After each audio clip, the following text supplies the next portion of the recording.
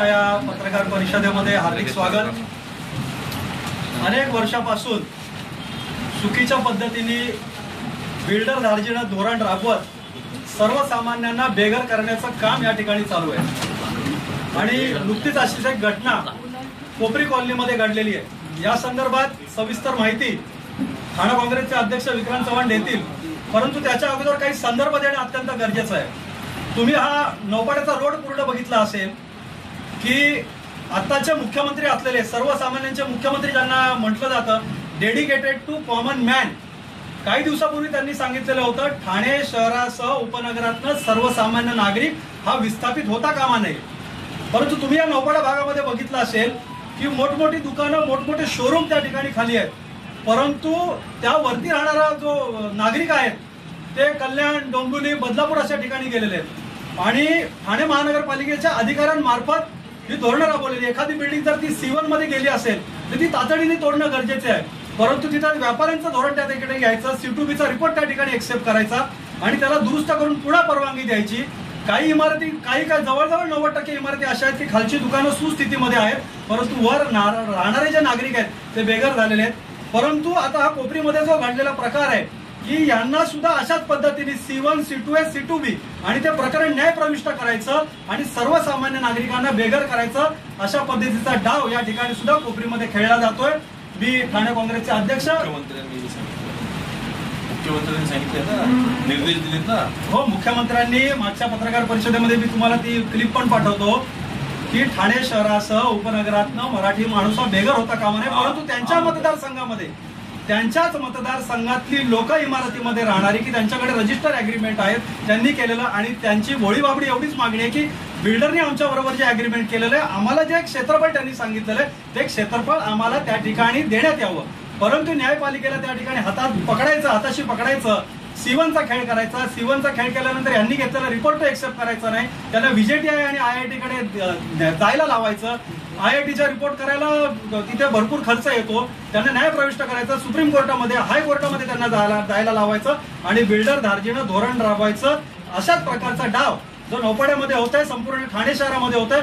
फक्त हे लोक म्हणतात की आम्ही सर्वसामान्य लोकांसाठी कार्यरत होतो, परंतु इथं सर्वसामान्य लोकांना या ठिकाणी बेघर केलं जात आहे। मी ठाणे काँग्रेसचे अध्यक्ष विक्रमदादा चव्हाण यांना विनंती करतो की या ठिकाणी पुढील माहिती इथे पत्रकारांना सांगावी आणि संबोधित करावं। याचा पुनरुच्चार करतो मी। माजी मुख्यमंत्री आणि आत्ताचे उपमुख्यमंत्री यांनी मध्यंतरी सांगितलं होतं की मराठी माणूस हा ठाण्यातून आणि महाराष्ट्रातून बेघर होऊ नये।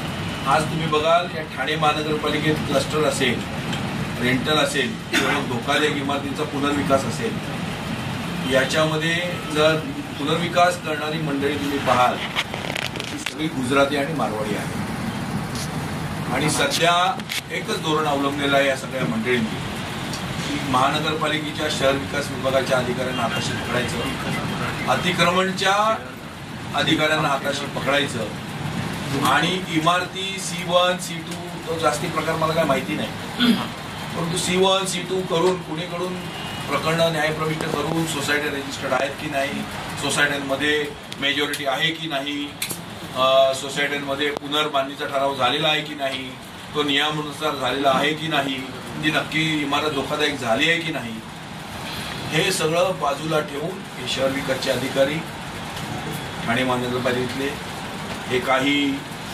समाजकंटक समाजसेवक आणि माजी नगरसेवक, मी त्यांना समाजकंटक समाजसेवक माजी नगरसेवक म्हणतो, कारण का तुम्ही बघाल आता क्लस्टरची पण विभागणी करताना भाजप आणि शिवसेना शिंदे गट मिळून खाऊ, आम्ही दोन्ही भाऊ हिंदी विचिनी भाई भाई मिलके खाएंगे। आता त्या गोकुळनगरमध्ये कृष्णा पाटलांना क्लस्टर हवंय का नकोय त्याप्रमाणे क्लस्टर टाकलं जातं। भरत चव्हाणांना एका बिल्डिंग मध्ये क्लस्टर हवंय, दुसऱ्या बिल्डिंग मध्ये नकोय, तर ती बिल्डिंग बरोबर बाजूला काढली जाते पुनर्बांधणीच्या नावाखाली। क्लस्टर म्हणूनच आमचा ठाणे काँग्रेसला क्लस्टरचा विरोध आहे। जिथे जिथे एक जेरी डेव्हिड आहे तिथे क्लस्टर टाकलं जातं, जिथे जिथे मीनाक्षी शिंदे आहेत तिथे क्लस्टर टाकलं जातं, तिथल्या लोकांना हैराण केलं जात आहे, मराठी माणसाला हैराण केलं जात आहे। आणि माझा मुख्यमंत्र्यांना हा सवाल आहे किंवा आयुक्तांना की तुम्ही मग धोकादायक इमारतींच्या नावाखाली या ठाणे महानगरपालिकेत किती धोकादायक इमारती आहेत अनधिकृत इमारती तुम्ही धोकादायक तोडू शकता, परंतु मग त्याच्यासाठी लागणारा पैसा कोणाकडनं घेणार? त्या अनधिकृत इमारती बांधणाऱ्या किंवा बांधू देणाऱ्या अधिकाऱ्यांवर लोकप्रतिनिधीचा अडकू शकत नाही. त्याच्या जोपर्यंत इमारत पडत नाही, इमारत पडल्यावरती त्याचं नाव येतं डायरेक्ट, परंतु जोपर्यंत ती पडत नाही, आपण पाडली जाते, लोकप्रतिनिधीचं नाव येऊ शकत नाही.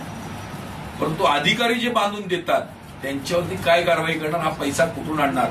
ठाणे महानगरपालिका देशोधडीला लागलेली आहे. 2,500 अजूनही डेफिसिट आहे. 2700 कोटीचे टेंडर काढले जात आहेत घनकचऱ्याचे, 2700 कोटीचे आज सुद्धा, आणि ते टेंडर आता रद्द व्हायच्या पाळीवर आला आम्ही आवाज उठवल्यावर. कारण का पैसेच नाही आहेत तुमच्याकडे. 2700 कोटीचं टेंडर 10 वर्षासाठी तुम्ही कशाच्या ह्याच्यावर करता? शासकीय निधी जेवढा आलाय तो शासकीय निधीचाही बट्ट्याबोळ केलेला आहे, कुठेही कामं दिसत नाही. तो पैसा इलेक्शन फंड म्हणून गोळा केला जातो, त्याच्यातच आता पुनर्बांधणीचा फास. आता ही इमारत आहे, तसं नौपाड्याला यांनी सांगितलं की मराठी माणूस वरती राहतो, खाली गुजराती मारवाड्यांनी आणि सिंध्यांनी दुकानं घेतलेली आहेत. आज वाईन शॉप्स बघा, सगळी कपड्याची दुकानं बघा, सगळी सिंधी मारवाड्यांनी गुजरात्यांनी घेतलेली आहेत. मराठी टक्का गेला कुठे? मराठी टक्क्यांना तोडायला लावतात, खाली दुकानं चालू आहेत, आणि मग त्यांना बदलापूरला घरं घ्यावी लागतात, आणि मग हळूहळू बिल्डिंग डेव्हलप करून गुजराती मारवाडी टक्का इथे आणणार. तुम्ही बघा, हे टॉवर जेवढे बनतायत त्याच्यामध्ये मराठी माणसांसाठी अफोर्डेबल हाऊसिंग घर नाही, 1 रूम किचन कुठेच नाही. आपण दिसणार नाही. तुम्ही आम्ही थोड्या दिवसांनी गुजरातवरूनच पत्रकार येणार, तुम्हाला मी सांगतो, राजस्थानवरूनच पत्रकार येणार, तुम्ही आम्ही सगळे गायब. ही जी पद्धत यांनी अवलंबली आहे, ही कोपरीमध्ये 36 लोक आहेत एका इमारतीमध्ये, ती बरोबर क्लस्टर मधला बाजूला काढली. तो मनोज गाला, नरेश मस्केंचा माणूस, तो मनोज गाला, हे बिल्डर झालेत सगळे आता. आणि तो यांचे कोणाकोणाचे लागेबांधे पैसे कुठून आणतात? रिडेव्हलपमेंटला ह्याचं पण काढणार आम्ही. हे सगळे ब्लॅक मार्केटचे पैसे आहेत, त्या पमनानीचे पैसे, कळलं का? एका नगरसेवकाचे पैसे आहेत वागड स्टेटच्या, ते हे इन्व्हेस्ट करतात पैसे, ब्लॅक मनी. पहिली गोष्ट म्हणजे जे पैसे आणतात इन्व्हेस्ट करायला, ते पैसे शोधले पाहिजेत, त्याचा सोर्स ऑफ इन्कम. यांनी लोन काढलंय की यांनी लोकांचे IPS IAS अधिकाऱ्यांचे पैसे घेतलेत.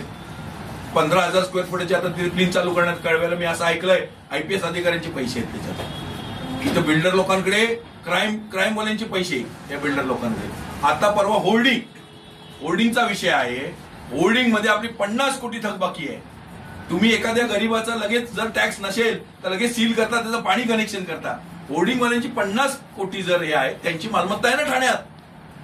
तुम्हाला MMC ऍक्ट मध्ये प्रोव्हिजन. कमिटीमध्ये सेक्रेटरी आणि ट्रेझरर हे आमच्या बरोबर होते, पण चेअरमन हा त्या बिल्डरलाच मिळालेला होता, आणि त्याने ते सगळे खोटे पेपर केले. इव्हन सेक्रेटरीच्याही खोट्या सह्या केल्या. याचे वडील वारले, ते बिचारे आता वारले, आणि त्याच्यानंतर पोलीस स्टेशनमध्ये सादर केले आम्ही. पोलीस स्टेशनने नोटरी ज्याच्याकडे केलं त्यालाही बोलून घेतलं. त्यानेही सांगितलं की त्या दिवशी चेअरमन एकटाच आला होता नोटरीला, बाकी तुमचे सेक्रेटरी वगैरे कोणी नव्हते. म्हणजे एवढे सगळे रिपोर्ट आमच्याकडे आहेत, पण त्याच्यावरती पण पोलिसांनी काही कारवाई केली. वजन पडतं वजन. मग आता तुमची मागणी काय आहे? आमची मागणी आता आहे का, जो कोर्टाचा आदेश आलेला आहे, आम्हाला राहण्याची व्यवस्था करून देणं गरजेचं आहे. आमच्या प्रिमायसेस मध्ये अजून 12 लोक आहेत, त्यांना तर महापालिकेने नोटीस पण नाही दिलेलं, त्यांना सांगितलेलं पण नाही, पण आज त्यांच्यावरती कारवाई करून त्यांना घरं खाली करण्यासाठी आलेले आहेत ते लोक, आणि जबरदस्ती करतात. ऐकून घेण्याच्या मनस्थितीतच नाही आहेत ते लोक. काल आम्हाला चावी देण्याचं नाटक केलं त्या लोकांनी की तुम्हाला घरं राहण्यासाठी देतो. आम्ही म्हणाला आम्हाला लेखी पण द्या ना, तर आम्हाला लेखी नाही देत आहे, डायरेक्टली हातामध्ये चावी देतात ते लोक. ही कुठली पद्धत आहे महापालिकेची, हेच मला समजत नाही. आम्ही म्हणाला लेखी द्या ना, आमचे नावं लिहून घ्या, आम्हाला लेखी द्या महापालिका की या लोकांना हे रूम राहण्यासाठी दिलेले आहेत आणि त्याचे हे नंबर्स आहेत. बायका जाणार पुढे बघा. पण आम्हाला साहेब लेखी देत नाही, कारण त्यामागचा उद्देश असा आहे की उद्या 2 दिवसानंतर तिथूनही आम्हाला काढून टाकतील. हाच उद्देश आहे त्या लोकांचा, कारण लेखी कोणाला देत नाही. सोसायटी प्रिमायसेस मध्ये 12 लोक राहत आहेत, त्यांना लिगली नोटीस द्या आणि मग खाली करा. नाही म्हणे ते इलिगल आहे. आमचा आरोप एकच आहे, अधिकारी यांनी PhD केली आहे धोकादायक माहिती आहे अधिकाऱ्यांनी, त्यांना सोशल वेलफेअर समाज विकास अधिकाऱ्याचा उपायुक्त बनवलाय. त्याला समाज विकास अधिकारी उपायुक्त होऊ शकत नाही, आणि त्याला आता अतिक्रमण दिलंय. त्याचं कामच आहे सुपाऱ्या घेऊन हे करणं. तो स्वतः त्याच्या इन्व्हेस्टमेंट आहेत. तसा तो सहाय्यक आयुक्त आहे सोपानबाई, तो एक कर्मचारी क्लार्क आहे, त्याला ते सहाय्यक आयुक्तच हे दिलं. तो डेझिग्नेटेड सहाय्यक आयुक्त नाही. 36 खाली डेझिग्नेशन देऊ शकतात, म्हणजे हे करू शकतात, कारभार देऊ शकतात आयुक्त 36 खाली. परंतु एकदम ते बघताना सुद्धा बघितलं पाहिजे ना, जम्पिंग प्रमोशन देऊन. त्यांना काहीच अनुभव नाही, ते नुसते उपमाचे ताबेदारीत ना गेले की परत तिकडनं घेतात. हा, दुसरा आणखीन एक महत्वाचा मुद्दा, लिगल ऑफिसर मकरंद काळे, ऐकलं का? हे बघा, हे पत्र आहे मकरंद काळे, दाखव माझा मोबाईल. मकरंद काळे म्हणतात निष्कासित करा. मकरंद काळेंना लिगल ऑफिसर आहेत, त्यांना अधिकार नाहीत निष्कासित करा म्हणण्याचे. ते असं म्हणू शकतात की ओपिनियन आहे आमचं. हे त्यांनी उपायुक्तांना पत्र लिहिलंय, मी तुम्हाला पाठवतो, ते माझ्या मोबाईल मध्ये आहे, पाठवल्याने मला पाठवलंय. त्यांनी उपायुक्तांना पत्र पाठवली, बिल्डिंग निष्कासित करा. अरे, लिगल ऑफिसरला अधिकार नाहीत बिल्डिंग निष्कासित करायचे, ते अधिकार म्हटलं अधिकार आहेत. लिगल ऑफिसर असं म्हणू शकतो आमचं हे ओपिनियन आहे, कोर्टाने अशा आदेश दिले, त्याच्या अनुषंगाने आमचं हे ओपिनियन आहे. आणि ते आयुक्ताकडे जावं ओपिनियन. आणि मग इथे तर परस्पर सुपाऱ्या. आयुक्ताला फक्त एक हे ठेवलंय आणून, बस तुम्ही मध्ये पडायचं नाही. आम्ही आमची लोक पॅरलल चालवतात, ते पॅरलल, ऐकलं का? सगळे महापालिका पॅरलल चालवली जाते. अलिबाबावर 40 चोक. आता दीपक, तू नाव घेऊ नको म्हणाला, मुद्द्याचं बोल. अलिबाबा हे खालचे सगळे पॅरलल चालवतात. आपली संस्थानं चालू आहेत प्रत्येकाची. इकडे ओळा माजिवड्याला चालू आहे, इकडे शहरात चालू आहे. आणि आता काय बीजेपी वाल्यांना काय, आता गणेश नाईक आले मुख्यमंत्री आहेत आणि बीजेपी वाल्यांना आता कॉम्प्रोमाइज झाले या साहेबांबरोबर. तुमचे पण आम्ही निवडून आणू, तुम्हाला आम्ही सपोर्ट करू म्हणून ते आता त्यांना स्पष्ट नको आहे. आमचं म्हणणं ते नाही, काँग्रेस आहे म्हणून तुम्ही आम्हाला दाबा असं आमचं म्हणणं नाही. तुम्ही तुमचं चालवा, आम्हाला काही फरक नाही पडत. आमचं म्हणणं आहे गरीब माणसाला त्रास होतो, अशा लोकांना रस्त्यावरती काढू नये. कोणी असेल तो, नुसतं मराठी माणूस नाही, कोणी, मुसलमान, गुजराती, मारवाडी, सगळे आमचे बांधव आहेत जे तिथे, ज्यांचा अधिकार आहे तिथे, मल्याळी आहे, कोणी आहे, मागासवर्गीय आहे, गरीब आहे, त्याचा तिथे अधिकार आहे. त्याला बाहेर काढू नका अशा पद्धतीने. आणि कृपया पापाचे धनी होऊ नका. पालिकेच्या अधिकाऱ्यांना मला म्हणणं आहे, तुम्ही पगार घेता, जनतेच्या टॅक्स मधून घेता, त्यांनी टॅक्स भरलाय म्हणून तुम्हाला पगार मिळतो. विसरू नका कृपया.